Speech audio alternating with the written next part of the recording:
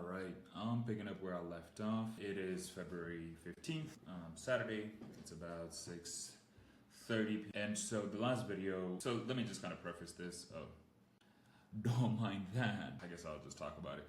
But this right here, which just popped up, completely different project. So I have a Canon, it's back here. And my Canon, like I wanted to use it as a webcam, right? And Canon does have something called like web utils. Honestly, I was going to talk about poly, but we're going to make this a Canon video. So it has like Canon has something called EOS webcam utils. And so the Canon webcam utils, you can tell here, is a software that allows you to use with compatible. Basically, it's a software that allows you to use your camera as a webcam. Now, it's very buggy. Like downloading, you can see that I actually visited this. But downloading it and trying to run it actually doesn't work. And on top of that, I have to pay, it's actually in fine print right here. You have to pay about $50 to use it, right? Now, this video is gonna start off by being like, F Canon. Like I was gonna just like make videos, and each time I would like make a video, it'd be like F Canon at the beginning, because like I paid I think a camera, and then I paid like a couple more thousand for the lenses, right? And I have to pay $50 every year or more if I choose to go with a monthly subscription to use my camera as a webcam. Like, nah, G. And so I was just kind of chilling here. I think it was Friday. And I was like, I wonder if they have an SDK, right? So I looked up their SDK. So the reason why this video is not titled F Canon, or the project is not titled F Canon, is because they have an SDK and they actually allow you, like me, to be able to build this. But if you're not a developer, then yeah, I guess you're kind of screwed.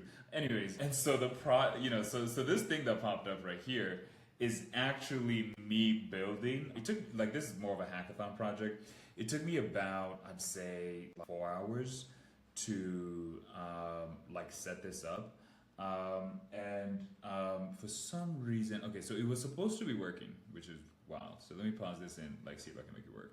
All right, so I reverted the project back to a state where it could actually work.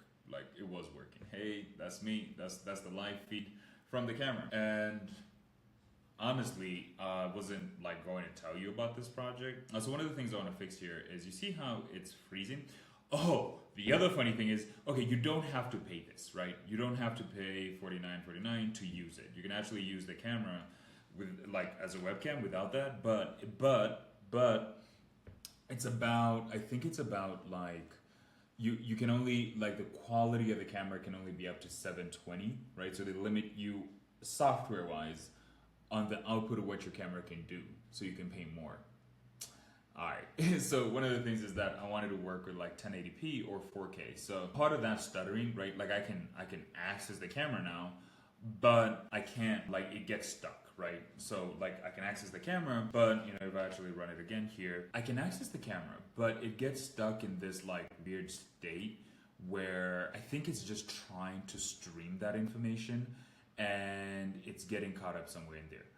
This is probably, it's gonna have an error here, yeah, and then an error happens, right? So we do get that data streaming, but one of the things I want to do is for higher quality images like this one, I want to be, oh, look at that bokeh. Ooh, my video is gonna be icy, bro. I want to also use it as a webcam for all for this, for example, right? When I make a loom, I'll be using that camera, so you see the bokeh, and it just kind of makes it easy for me to be able to use it. I do have this up as an open source project, so if you want to contribute to it, or if you want to contribute to it, or just kind of clone it and run it and use it, not that one.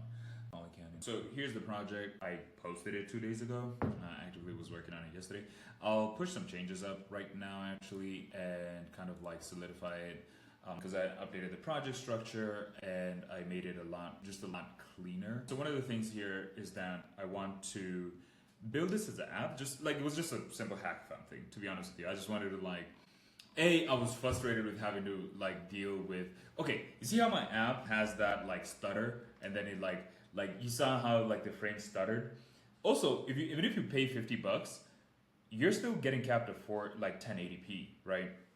It's probably the reason they're doing that, because they can't stream, because maybe it can't stream too quickly. One of the features I want to add is I want to have it save that data either on disk on the computer, right? So the video stream, on disk on the computer or on like a hard drive, right? I want to be able to choose the storage of this stream.